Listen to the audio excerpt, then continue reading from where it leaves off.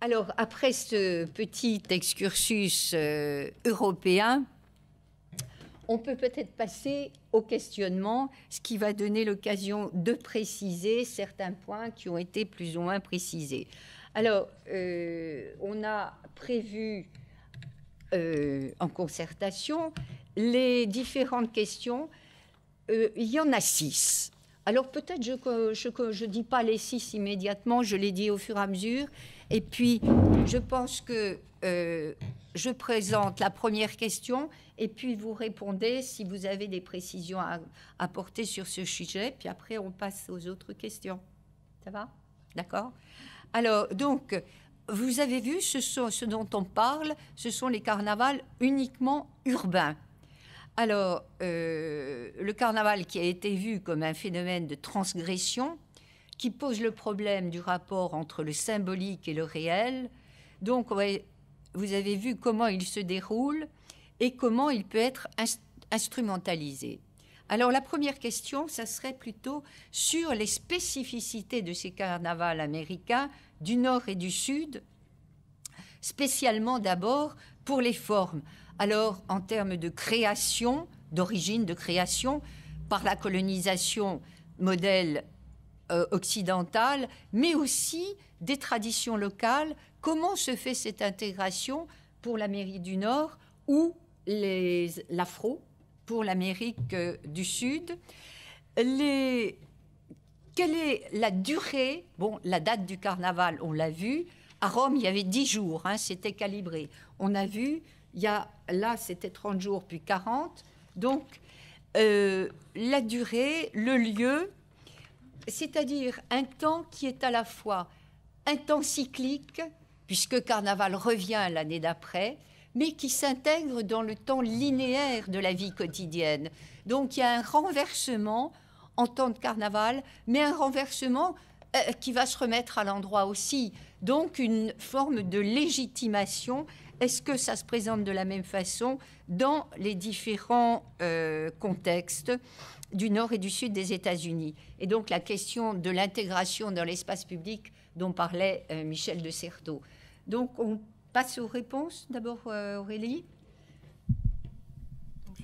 Oui, ce sera plus simple voilà. Comme ça, effectivement. Oui, les carnavals américains, ils ont quand même pour caractéristique majeure d'être nés de la colonisation par les puissances européennes catholiques. Donc même si il y a une existence de fêtes à caractère carnavalesque dans le monde protestant aussi, en Angleterre, en Allemagne ou ailleurs, en territoire amérindien, et on peut penser aussi aux mascarades africaines, ça reste à rattacher quand même à la sphère d'influence catholique et colonisatrice.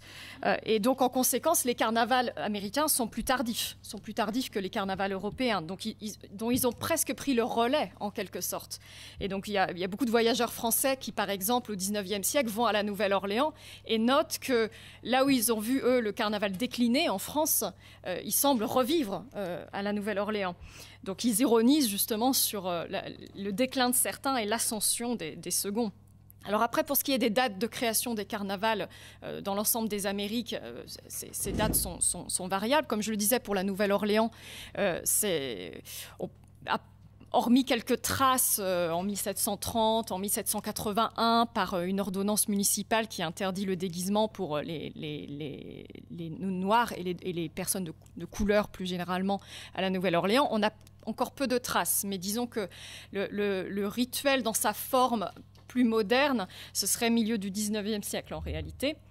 Et pour ce qui est de la durée du carnaval, effectivement, celle-ci ne cesse de s'amplifier, de se rallonger, puisqu'au départ, ce qu'on appelait carnaval à la Nouvelle-Orléans, c'était en réalité le Mardi Gras lui-même, puis le lundi gras, puis on avance au samedi qui précède. Et aujourd'hui, effectivement, on a plutôt 6 semaines de carnaval, avec de nombreuses parades. Comme je montrais tout à l'heure, le calendrier n'a cessé de se remplir. Donc effectivement, la période qu'on appelle carnaval ne cesse de se rallonger, et certains disent même qu'elle s'est en réalité étendue à l'année entière, puisque la question, c'est aussi cette capacité du carnaval à phagocyter aussi le temps normal. Donc, c'est-à-dire qu'à la Nouvelle-Orléans, on recrée des carnavals de manière artificielle aussi pour les conventions, pour les conférences qui s'organisent dans la ville. Donc, on va leur faire un mini-carnaval pour les mettre dans l'ambiance. Donc, finalement, le carnaval devient une activité à l'année, et du coup, qui fait vivre aussi un certain nombre de personnes, de professions notamment créatives, à l'année. Donc le temps carnavalesque ne cesse de se rallonger. Après, en ce qui concerne les rituels, les traditions carnavalesques européennes qui ont pu notamment, qui sont encore visibles dans les parades de type Rex, ont fait l'objet d'adaptations constantes, de réappropriations constantes par les populations, notamment soumises à l'esclavage, qui elles-mêmes sont venues avec des traditions festives propres, puisque on retrouve des éléments effectivement de mascarade africaine, des rituels de la fécondité, des fêtes religieuses africaines, dont certaines d'ailleurs sont déjà chrétiennes. Il faut rappeler que quand même, parmi les esclaves qui arrivent à la Nouvelle-Orléans au XVIIIe siècle, certains viennent déjà de régions christianisées. Le royaume Bakongo, par exemple, a déjà été christianisé au XVe siècle par les Portugais. Donc il y a des influences européennes aussi en Afrique. Donc c'est très complexe tout ça. Mais toujours est-il que il y a des fêtes spécifiques aux esclaves qui le temps d'une journée vont bénéficier d'une plus grande liberté pour organiser des fêtes, des danses accompagnées de musique. Ces rituels s'intègrent progressivement au carnaval. Donc, pour certains, ça implique un déplacement, c'est-à-dire que sur les plantations, les esclaves notamment avaient bénéficié de quelques journées de liberté au moment de Noël. Et après, c'est transposé à la période du carnaval proprement dit. Donc les traditions ensuite se répandent en Louisiane, autant à la campagne d'ailleurs que dans les villes. Effectivement, ce n'est pas qu'un phénomène urbain, même si moi je me concentre sur sa forme urbaine. Et donc ce que ceci montre, c'est que vraiment les carnavals américains, ils accompagnent l'histoire des relations raciales dans les Amériques. Et selon Philip McGowan, c'est même la prégnance de la question raciale qui fait la spécificité du carnaval américain par rapport au carnaval européen notamment. Donc lui, il entend par carnaval européen dans son livre Le carnaval états-unien, mais on peut évidemment étendre américain ici à l'ensemble du continent. On retrouve cette même prégnance de la question raciale en Amérique latine comme en Amérique du Nord. Donc il y a souvent une lutte symbolique entre les communautés raciales pour la conquête de l'espace carnavalesque. Ça, on le voit à la Nouvelle-Orléans, mais on le voit aussi à Bahia au Brésil, on le voit à Trinidad, etc. Donc les carnavals européens sont essentiellement des carnavals créoles. C'est-à-dire qu'ils sont le produit de multiples transferts culturels, de phénomènes de transculturation. Et donc à la Nouvelle-Orléans, on retrouve évidemment des influences françaises, africaines, espagnoles, états-uniennes, haïtiennes aussi et brésiliennes, puisque l'immigration, notamment dans la période plus récente, pour Haïti, c'est 19e siècle surtout, mais pour le Brésil, c'est une immigration plus récente encore. Il y a de nouveau importation de nouveaux rituels. Donc la samba a fait son entrée dans le carnaval de la Nouvelle-Orléans aussi. Donc c'est un rituel qui ne cesse d'évoluer et qui est lié à l'histoire de l'immigration, forcée ou non, en Louisiane. Et ces flux transatlantiques, c'est d'ailleurs intéressant, ils font parfois double sens. C'est-à-dire qu'il y a aussi un retour des carnavals européens en Europe. Je pense notamment au carnaval caribéen, qui font leur retour en Europe dans les anciennes métropoles colonisatrices. Donc là, je pense au carnaval de Notting Hill, notamment à Londres, le carnaval même tropical de Paris, le carnaval caribéen de Brooklyn. Donc ces flux, ils sont vraiment à double sens. Donc c'est ce qui en fait, à mon sens, un phénomène passionnant. C'est que justement, dans le temps long, on a de multiples transferts qui s'opèrent. Merci. Oui, ça c'est...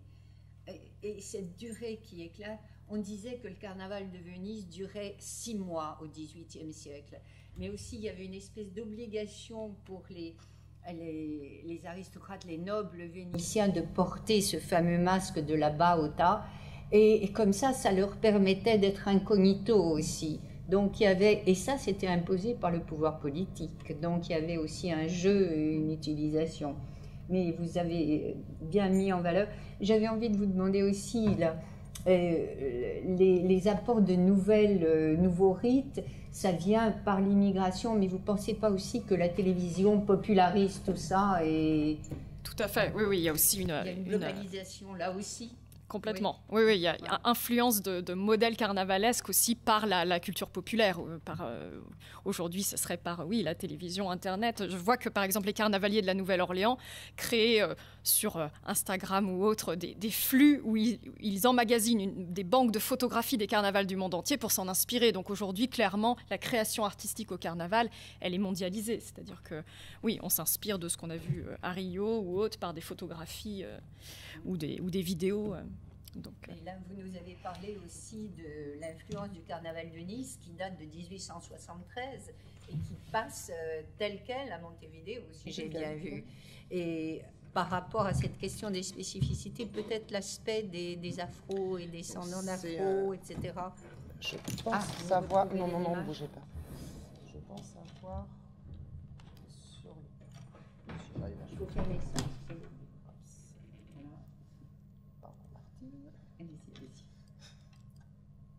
En fait, fondamentalement, c'est exactement le même processus en Uruguay et aux mêmes périodes que pour, il y a une belle comparaison. que pour les États-Unis. En fait, ce qui est assez intéressant, c'est que c'est presque continental en fait. Les afro les esclaves à l'origine et les afro, attendez, hop ça. Leurs descendants. Non, bon, il veut pas celui-là. Voilà. En Uruguay, la législation en fait autorisait les esclaves à pratiquer leur rite une fois par an en fait. Lors de la fête des rois, le jour de l'épiphanie. L'argument étant que Saint Balthazar, en fait, il louait Saint Balthazar, et Saint Balthazar étant effectivement le roi noir, on les autorisait à pratiquer les tambours, donc ce qu'on appelle les jamadas jusqu'à maintenant. C'est vraiment la communication entre par voie de tambour. Pardon. C'est la communication grâce au tambour, en fait, entre les différentes communautés. L'esclavage a été aboli en Uruguay en 1846. Et à partir de ce moment-là, en fait, les manifestations culturelles afro ont été intégrées au carnaval. Donc, ça a vraiment fait partie du carnaval. Et là, donc, on a les recréations actuelles de ces fameux llamadas, ces appels entre communautés afro, qui jusqu'à maintenant persistent dans le carnaval.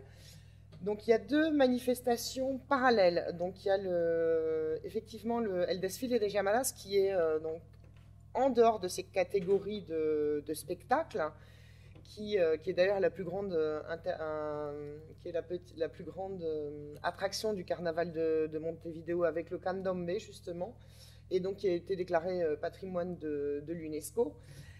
La seule chose, donc même si effectivement, je veux dire, il ne faut pas seulement les afrodescendants intègrent ces groupes de tambours, néanmoins, donc beaucoup de blancs, majoritairement d'ailleurs des blancs vu le peu de population afro ou africaine par migration à l'heure actuelle en Uruguay. Mais la seule chose, c'est qu'ils doivent respecter la tradition. Alors cette tradition est censée être vestimentaire et doit en fait faire penser au passé esclavagiste. Donc ils reproduisent, donc les blancs par exemple portent des bas noirs pour simuler la peau noire. Donc les chaussures sont une espèce de recréation de ce qu'étaient censés porter leurs ancêtres. Les couleurs doivent être joyeuses, etc. Donc ça c'est pour les groupes de tambour. La deuxième chose, c'est que à partir de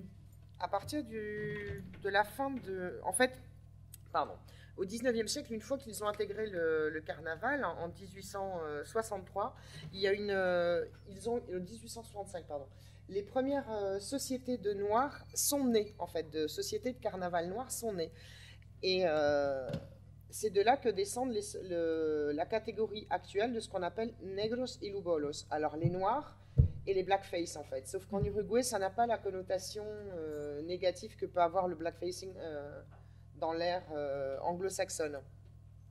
Et donc là, ça, ce sont donc des troupes de carnaval donc, qui sont nées de cette intégration, de cette demande aussi par la suite de troupes spécifiques afrodescendance ou en tout cas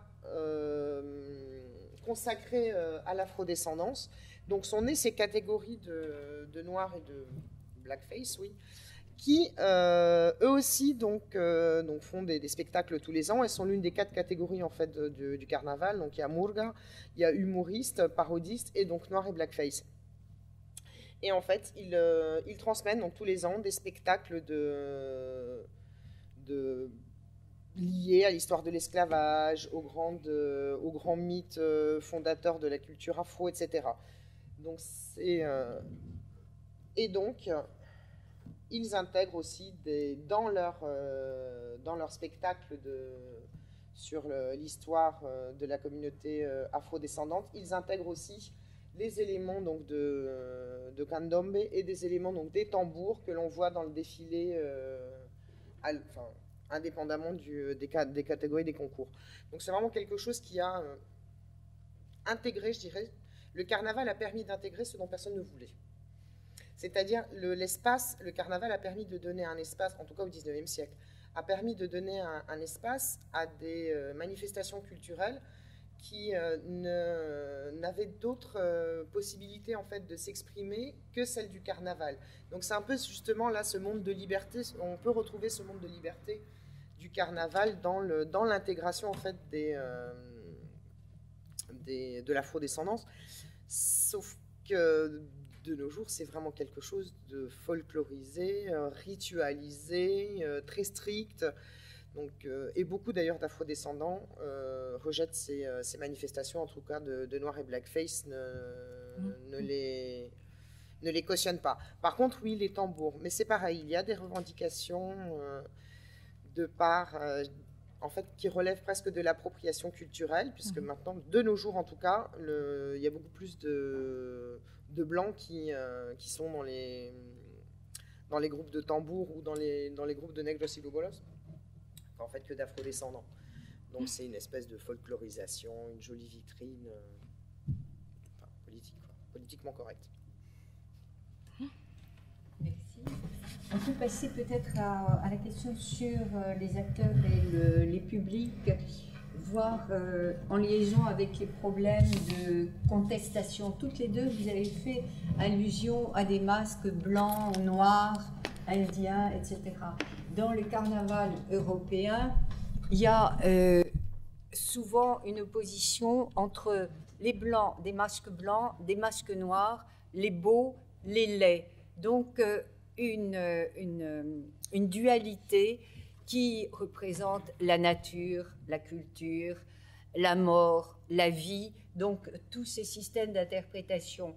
Et donc, je voulais revenir sur les questions est-ce qu'il existe vraiment une communauté festive? Est-ce que c'est un mythe que cette communitas? Et comment se passe, est-ce qu'il existe et comment se passent les exclusions, les marginalisations, comme par exemple les Juifs de Rome qui étaient tournés en ridicule pendant les coutumes du carnaval et où la population elle-même accompagnait la politique de relégation, puisque c'est quand même le pouvoir politique qui crée le ghetto, mais aussi c'est la population romaine qui lance les lardons pourris sur les Juifs qui courent. Donc il y a là une communauté, moi jusqu'à un certain point, et la politique est reliée ensuite par la population. Donc, le thème de la socialisation, une socialisation éphémère conflictuelle, semble-t-il, avec le fait que les explosions violentes sont, en fait, je fais allusion à ce que le roi Ladurie a décrit pour la France avec son carnaval de Romans en 1580, avec l'explosion dans cette commune de Romans, mais il semble que c'est un cas particulier. Il y en a d'autres, bien entendu, vous en avez vu chacun dans vos domaines, mais ce sont des occasions et c'est relativement pas très fréquent. Alors, est-ce que vous pouvez répondre un peu dans ce domaine ? Oui, et la question de savoir si la fête, notamment, est vecteur, le carnaval en particulier, est vecteur de communitas, c'est l'une des questions majeures qui se posent à propos du carnaval. Et si il y a communitas, à quelle échelle ? Parce que communitas, si on entend par là à l'échelle de la ville, donc de la cité, là effectivement ça pose problème parce que toute l'histoire des carnavals montre qu'il y a segmentation en réalité des publics, des acteurs. Moi, je répondrais peut-être en partant de ma propre expérience ethnographique. Il arrive effectivement que lors d'une parade, lors d'un défilé ou d'un événement festif particulier, il y ait un sentiment de joie qui aboutisse à une sorte de transcendance, c'est vrai, une transcendance du quotidien, on oublie les règles, on est ailleurs. Donc il y a effectivement, on est transporté ailleurs. Ça, y compris pour le chercheur qui étudie le carnaval, il est possible de ressentir cela. Mais le fait est que c'est avant tout une expérience finalement individuelle. Et à l'échelle du groupe, c'est plus problématique parce que même à l'échelle d'un groupe de carnaval, par exemple, on observe que les conflits de pouvoir à l'intérieur des organisations de carnaval sont très très fréquent, qui va être choisi pour être roi, reine, lieutenant, etc. Donc il y a une compétition à l'intérieur des organisations de carnaval. Il y a une compétition entre organisations de carnaval. Chacune veut organiser le plus beau défilé, avoir les meilleurs groupes de musique, avoir la meilleure couverture médiatique. Et puis après, compétition entre villes aussi. C'est-à-dire que la Nouvelle-Orléans, aujourd'hui, est en compétition avec d'autres villes carnavalesques des Amériques ou d'ailleurs. Donc, en réalité, la communitas, oui, elle est très relative et tout dépend sans doute de l'échelle à laquelle on se place et encore. Donc le carnaval crée certes un sentiment de fierté à l'échelle locale. À la Nouvelle-Orléans, on est très fiers du carnaval et souvent les habitants de la Nouvelle-Orléans se posent en opposition au reste, notamment des États-Unis. C'est-à-dire que ailleurs aux États-Unis, Mardi Gras n'est qu'un mardi ordinaire. À la Nouvelle-Orléans, on fait quelque chose de différent. Bon, il y a un sentiment d'exceptionnalisme à l'échelle de la ville qu'on retrouve donc dans ces surnoms, The Big Easy, the City That Care Forgot. Donc la Nouvelle-Orléans serait vraiment une ville festive par opposition au reste des États-Unis, souvent. Mais cette cohésion, bien sûr, elle a ses limites. L'espace public à la Nouvelle-Orléans se rétrécit aussi pour le carnaval. C'est-à-dire qu'on a une centralisation globale du carnaval sur quelques rues. Et il y a aussi une privatisation de l'espace dans la ville qui fait qu'on exclut nécessairement.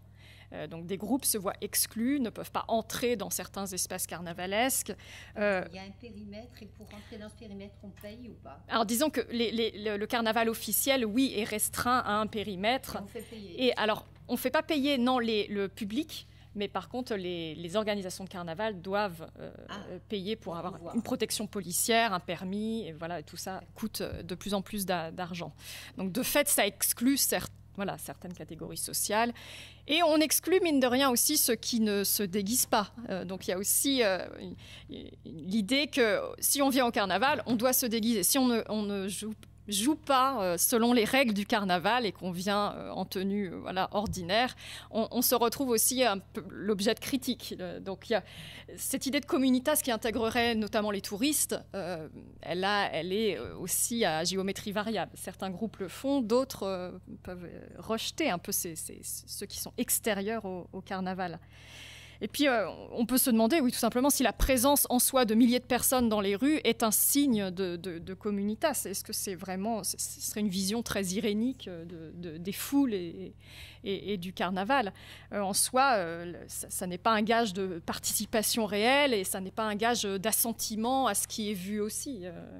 Donc, faire de la simple présence dans la rue un signe de participation et de rentrer dans un état second, ça serait aller un petit peu vite.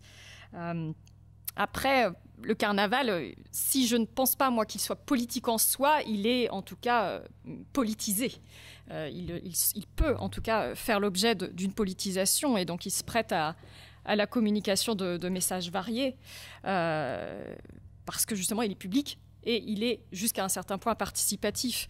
Alors après, la nature de ces messages, la nature politique de ces messages varie effectivement selon le contexte. Est-ce qu'on peut y voir une réelle contestation, voire une rébellion?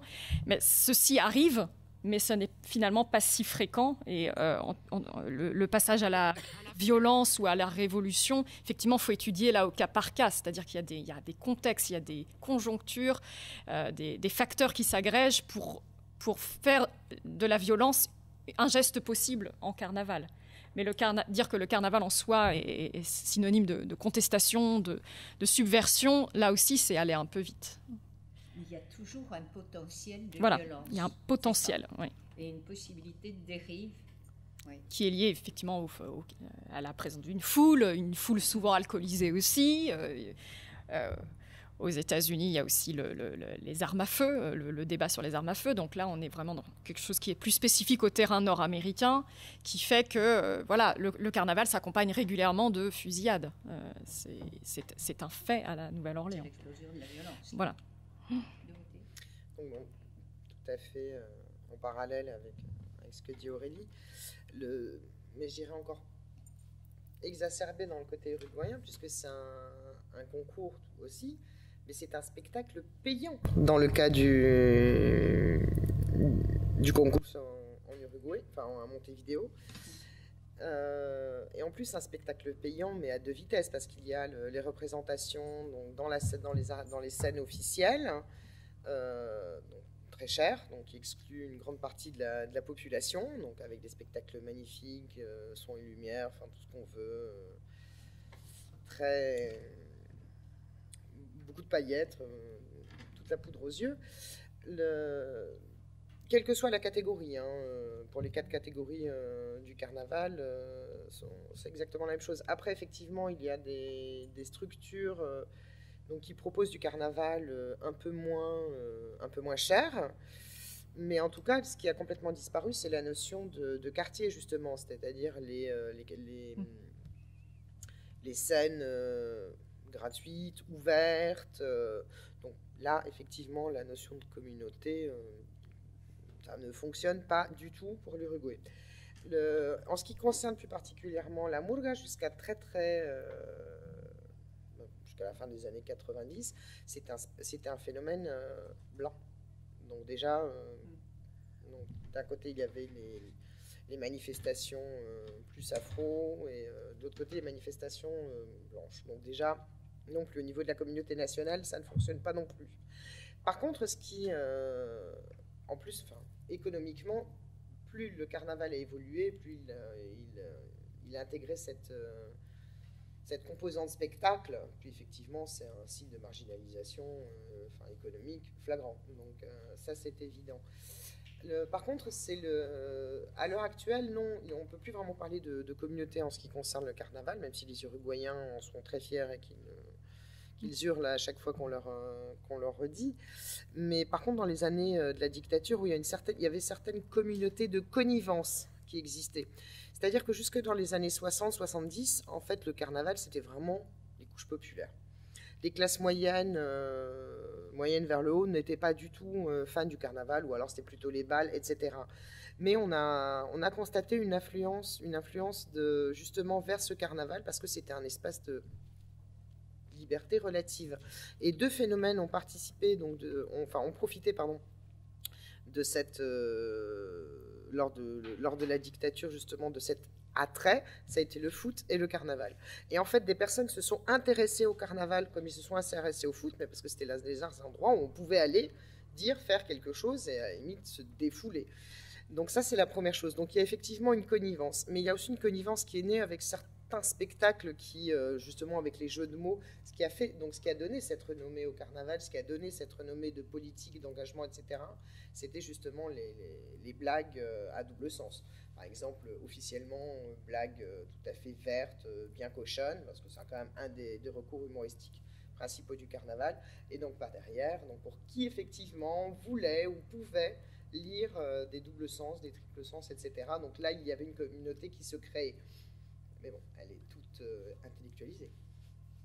Oui, en fait, communauté, on peut se poser la question, on a vraiment l'impression que chacun dans son groupe vit son propre rituel et vit son propre carnaval. Mais à Rome, là, je vous ai montré la fête des Lumières à la fin, le dernier jour, mais c'est quand la nuit tombe, il y a ça, et après, chacun va fêter la bourgeoisie, puisqu'il y a une bourgeoisie à ce moment-là où les nobles, dans leur palais ou dans des bals publics où on paye l'entrée, et puis le peuple dans des tavernes ou dans des greniers, mais chacun séparé, ça. Donc, l'image de la communauté. Bon, alors, avançons, parce que le temps avance aussi.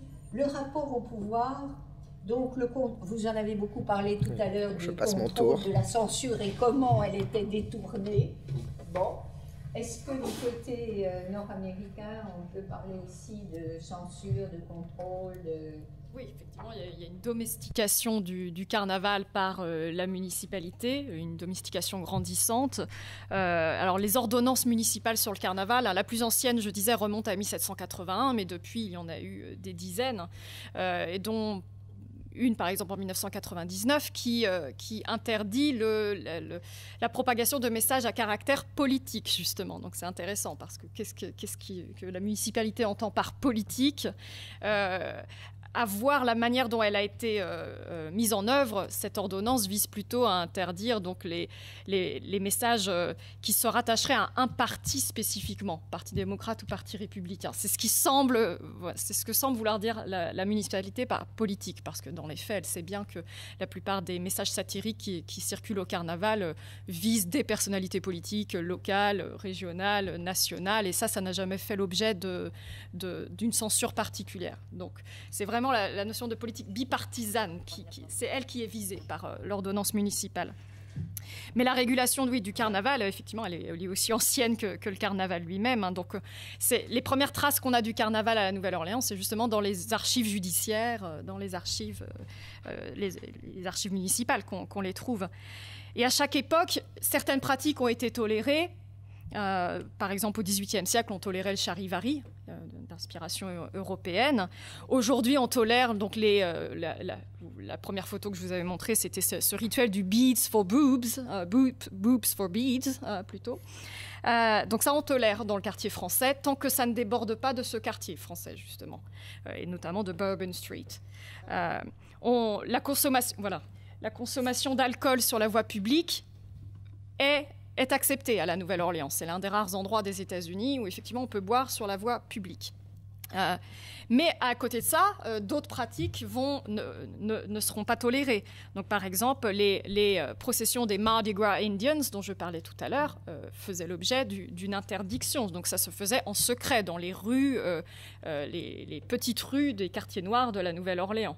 Donc voilà, de tout temps, il y a eu une tolérance pour certaines pratiques et moins pour d'autres. Aujourd'hui, les processions de Mardi Gras Indian, c'est l'inverse. La municipalité les met en valeur. La brochure touristique de la Nouvelle-Orléans les met en valeur sur la couverture. Donc aujourd'hui, ça tient à la patrimonialisation, mais ça, on y reviendra, je pense.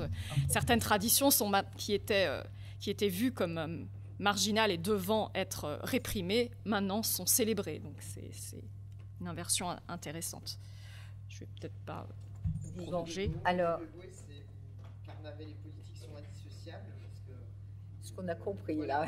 Jusqu'à maintenant, même la financiation passe par la tendance. Justement, on voulait revenir un peu sur cet aspect de de l'évolution dans le temps long, la commercialisation, le caractère financier et le problème du tourisme. Vous commencez ? Oui, c'est clair que depuis le 19e siècle, notamment depuis les années 1870, il y a eu une mise en tourisme du carnaval à la Nouvelle-Orléans, comme dans de nombreuses villes à l'époque. Le carnaval est devenu un produit d'appel commercial, notamment au moment où on est après la guerre de sécession aux États-Unis, donc il y a un déclin, voire une disparition d'autres secteurs économiques extractifs, type coton, évidemment.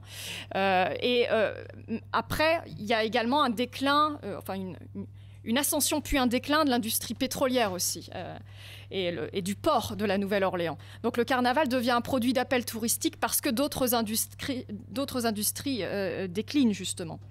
Alors après, je rappellerai quand même les limites de cette commercialisation à la Nouvelle-Orléans. Il y en a une quand même qui est importante, c'est que dans la paroisse d'Orléans, où se situe la ville, à la différence des paroisses environnantes, le carnaval ne peut pas être sponsorisé par des marques. Donc les marques sont absentes du paysage. Oui, voilà. Là, il y a une ordonnance municipale qui est très claire, enfin qui est plus que municipale, une ordonnance au niveau de la paroisse d'Orléans, qui dit que voilà, le carnaval ne peut pas être associé à une ou des marques. Donc ça n'empêche pas évidemment qu'il y a un commerce autour du carnaval. Il y a des vendeurs évidemment d'objets de carnaval tout autour, de costumes, de masques, mais il n'y a pas de marque officielle. Voilà. Donc, et ça fait la différence avec les carnavals de la banlieue de la Nouvelle-Orléans.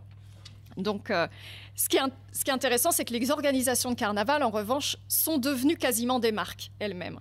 C'est-à-dire que faire partie de certaines organisations de carnaval va vous donner un certain prestige, va vous donner un capital symbolique et parfois financier. Donc, on pourrait dire que les crews de carnaval, les organisations de carnaval, sont devenues des marques elles-mêmes. Bon, ça, c'est un autre débat. Rien. Alors, on passe juste à la dernière question, rapidement, pour pouvoir vous laisser un tout petit peu de temps de parole quand même. Mais là, tout le monde a été très bavard. Mais on avait beaucoup à dire. Alors, ces carnavals urbains, comme objet de politique culturelle, les démarches de patrimonialisation et comment la mémoire peut être récupérée, biaisée parfois. Oui, effectivement, le carnaval comme objet de fierté culturelle à l'échelle locale s'accompagne maintenant de son inscription dans des logiques de patrimonialisation, donc d'inscription dans les politiques culturelles aussi. Donc la patrimonialisation, évidemment, ça pose des problèmes parce que ça aboutit à une hiérarchisation de certaines pratiques. Donc certaines sont délaissées, valorisées aux dépens d'autres. Et il y a aussi une certaine muséification de certaines traditions. Donc par exemple, on parle des Mardi Gras Indians et on dit souvent que c'est des pratiques qui sont finalement de moins en moins vivantes au moment même où elles sont célébrées. Donc c'est l'ironie de la patrimonialisation. Et puis pour ce qui est des politiques culturelles, comme je disais tout à l'heure, maintenant la Nouvelle-Orléans est en compétition avec d'autres villes. Donc le carnaval fait partie d'une stratégie de territorialisation et de vente d'un patrimoine culturel à destination du touriste étranger et qui n'est plus seulement américain, mais à l'échelle internationale.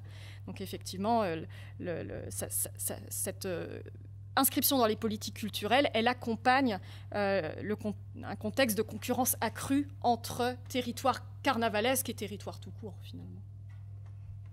Dorothée. Ce qui est intéressant dans le cas uruguayen, c'est qu'on a aussi... Ce qui est assez intéressant dans le cas uruguayen, c'est qu'on a l'impression quand même qu'il y a aussi une version pour l'exportation. Je m'explique. Donc, effectivement, patrimoine mondial, patrimoine immatériel de l'UNESCO. Donc, le carnaval est arrivé à l'université.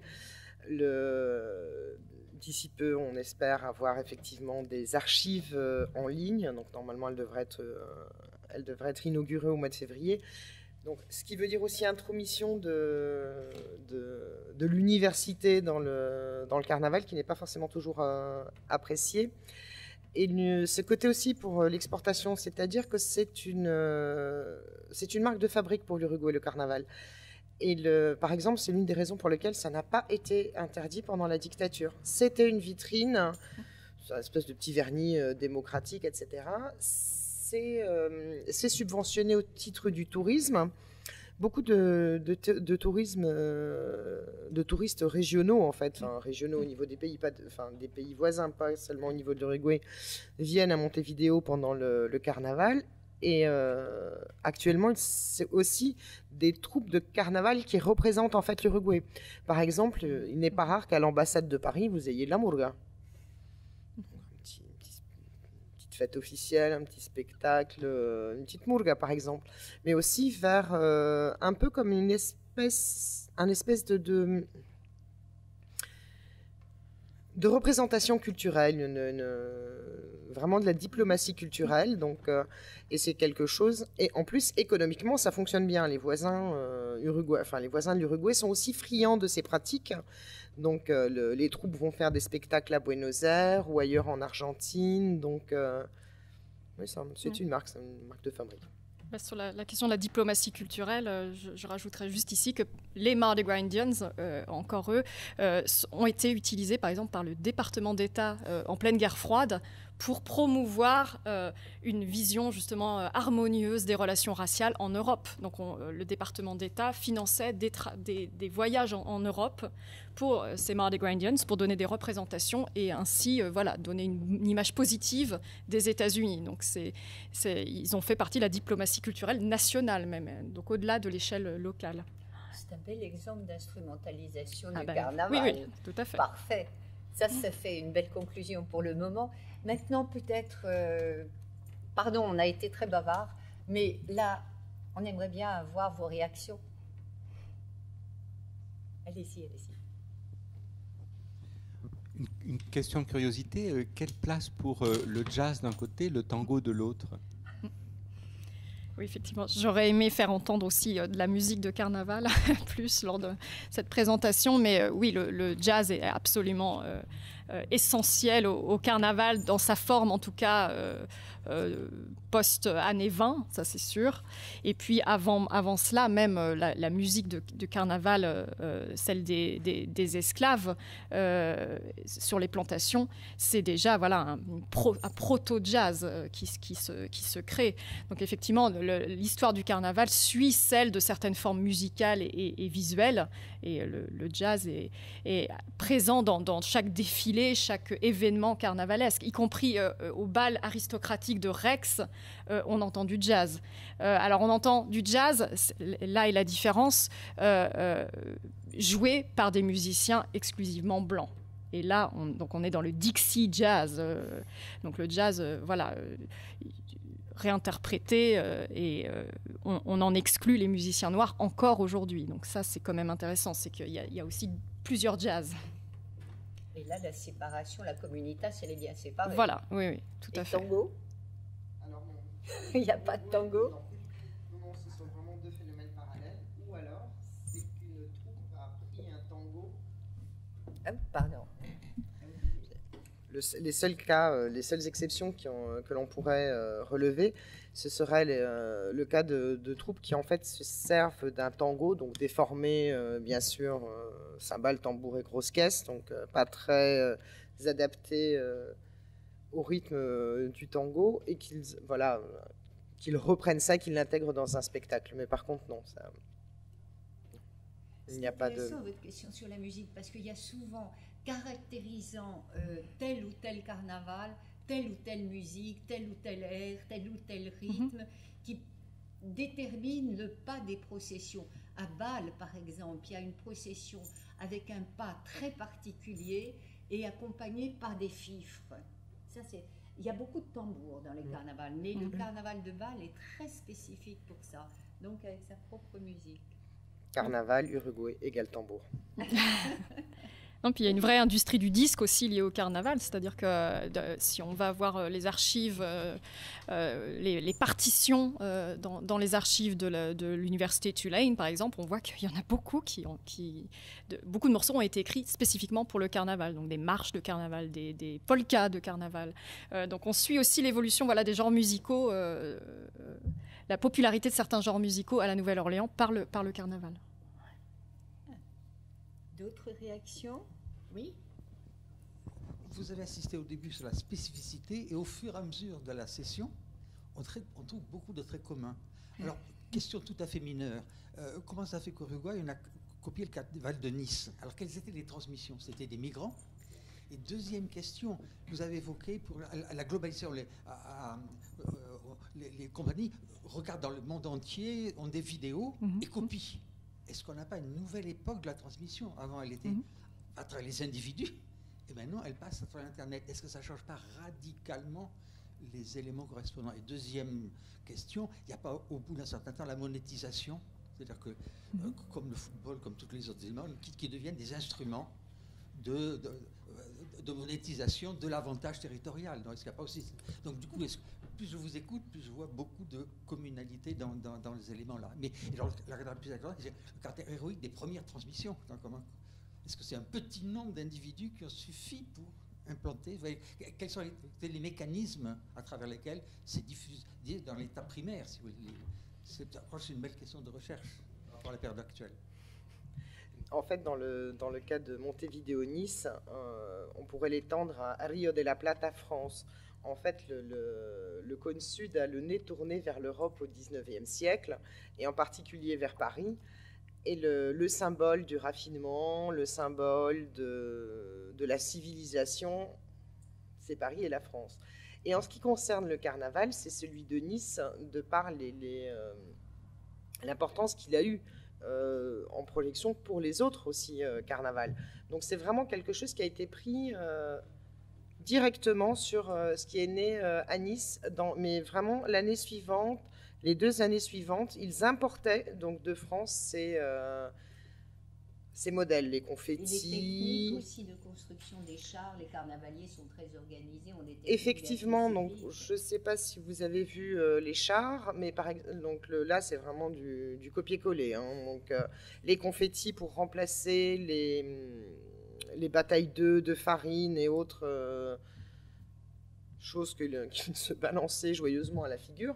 Donc ça aussi, ça vient du carnaval de Nice. La seule chose qui ne viendrait pas du carnaval de Nice, ce serait des petits flacons qu'ils utilisaient donc, pour s'asperger de façon fine et délicate. Donc on aurait dit des petites bombes de parfum. Donc ça, c'est apparemment une invention locale.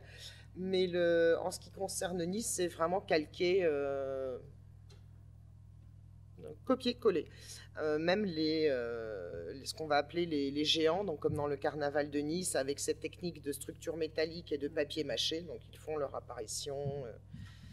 Non, c'est vraiment le modèle de civilisation qui est copié.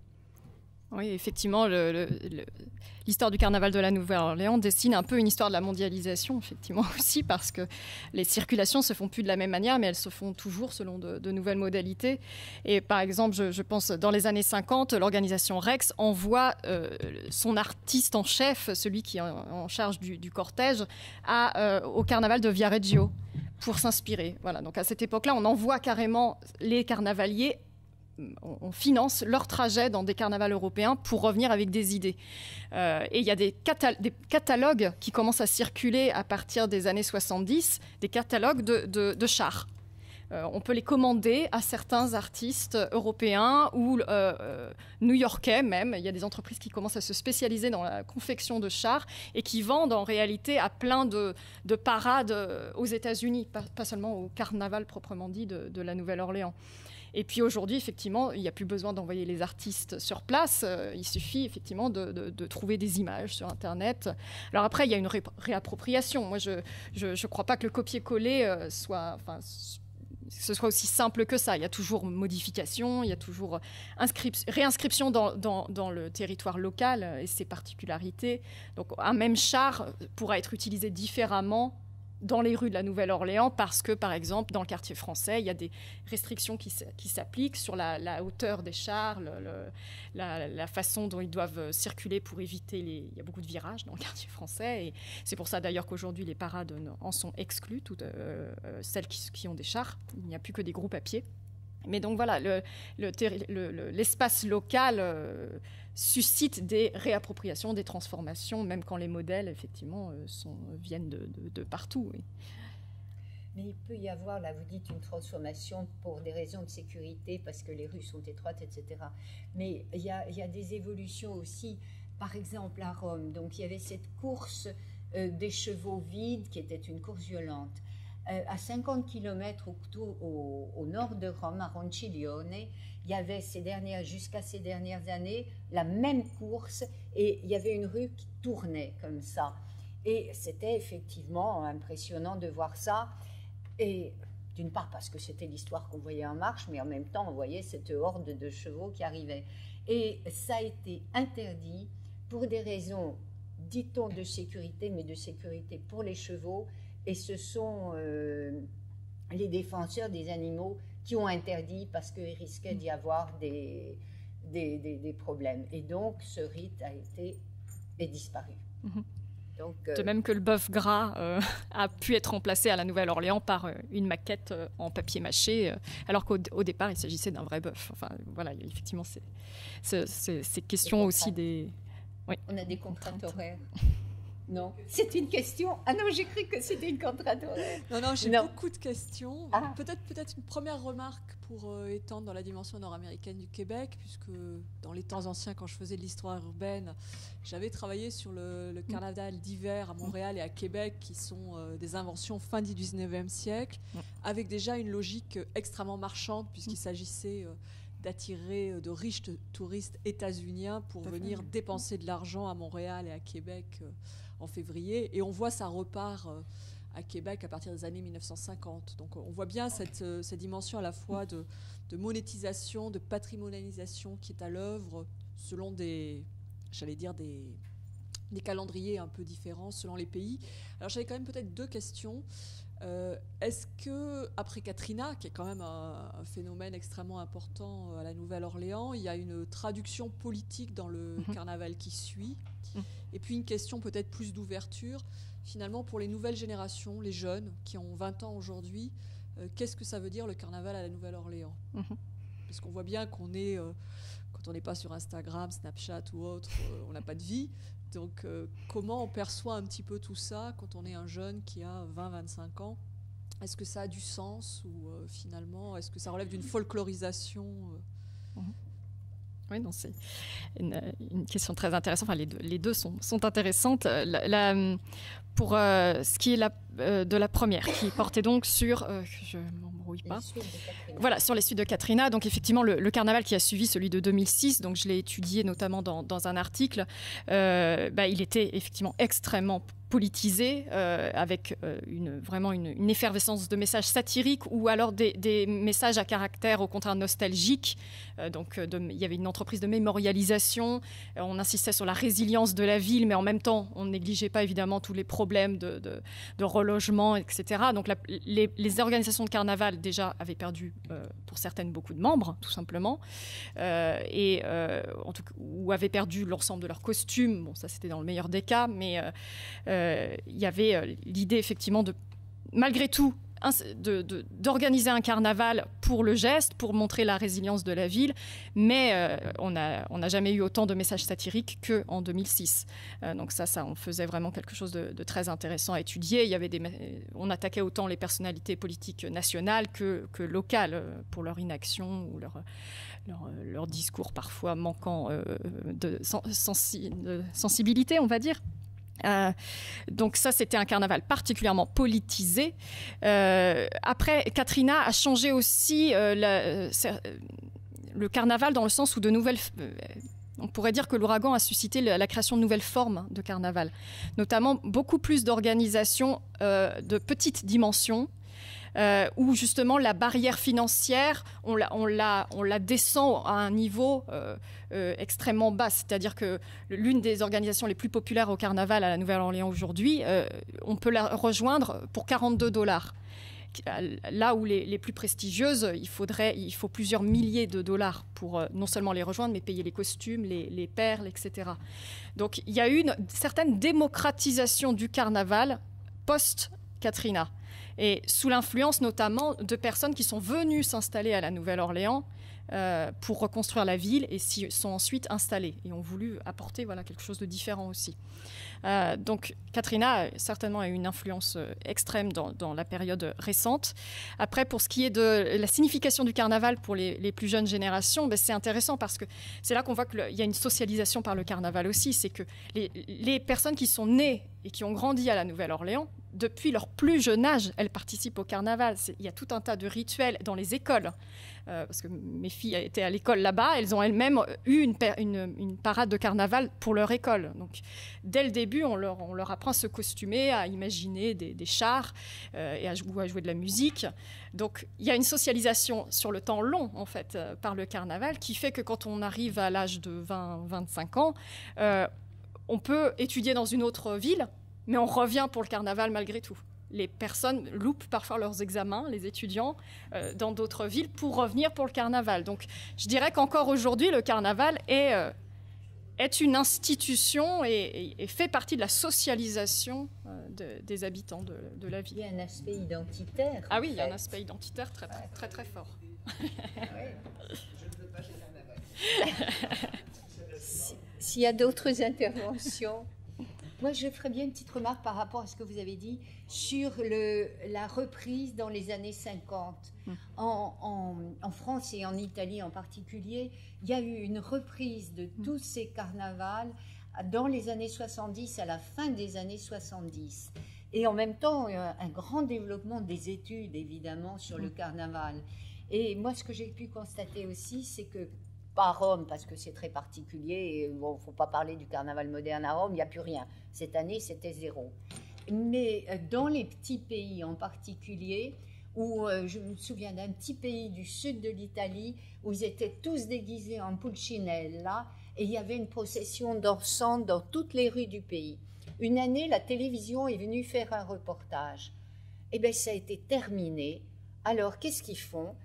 Ils font pour les touristes le dimanche et le mardi gras, ils font la fête pour eux. Mais ça, c'est l'évolution actuelle et je pense que ce n'est pas le seul endroit. Et alors, combien d'endroits maintenant, quand il y a les défilés de chars, c'est devenu un spectacle et un spectacle commercial où on fait payer les billets d'entrée. Voilà, donc c'est plus... la société qui se regarde dans un miroir, qui se voit à l'envers et qui se divertit pour elle-même, qui se donne spectacle à elle-même. C'est autre chose, c'est un spectacle comme la Mourga et d'autres messages qui sont passés.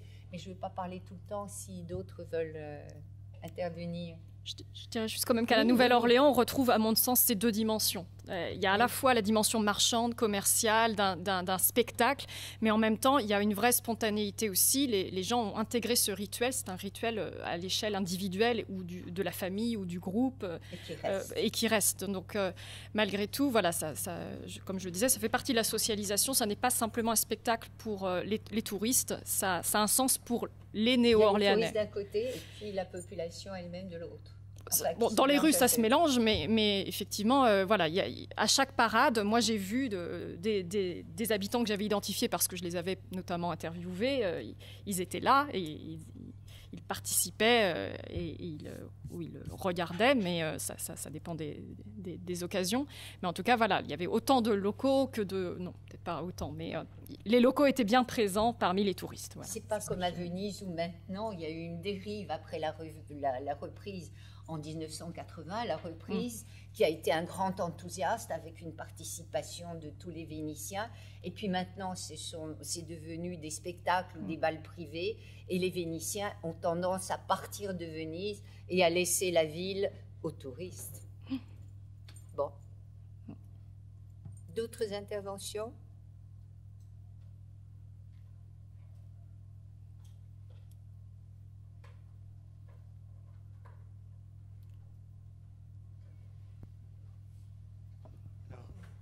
Oui, s'il n'y a pas d'autres interventions, je voudrais juste vous remercier, vraiment très sincèrement, pour ce débat passionnant.